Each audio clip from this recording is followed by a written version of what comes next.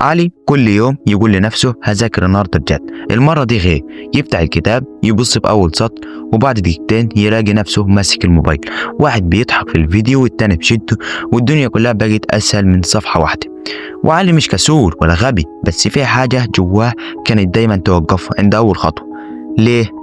لأن دماغه زي دماغ أي حد، بيهرب من الحاجة اللي شكلها تقيل، والمذاكرة شكلها تقيل من بعيد. بس خلينا نساعد علي ونشوف ازاي يتحول من واحد بيبدأ وما يكملش لواحد بيذاكر بجدية. واحد الدقيقة اللي تغير كل حاجة. علي كان بيحاول يبدأ بساعة، وكل مرة كان بيخسر من أول دقيقة، فبدل الساعة بدأ بدقيقة واحدة بس. دقيقة فتح الكتاب، قرأ سطرين، وفي الغالب كمل من غير ما يحس. الدقيقة دي كسرت مقاومة البداية اللي كانت حبساه. 2. مهمة واحدة بدل آلاف الأهداف. قبل كده كان بيقول هذاكر المنهج كله، وطبعا ما كانش بذاكر حاجة.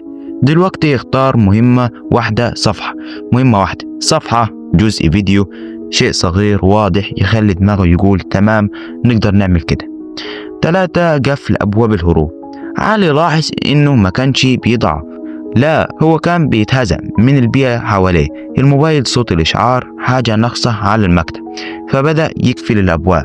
موبايله على الوش، وضع عدم الإزعاج، كل اللي محتاجه جنبه، مكانه نظيف وبسيط. فجأة الجو بقى يساعده بدل ما يشده برا.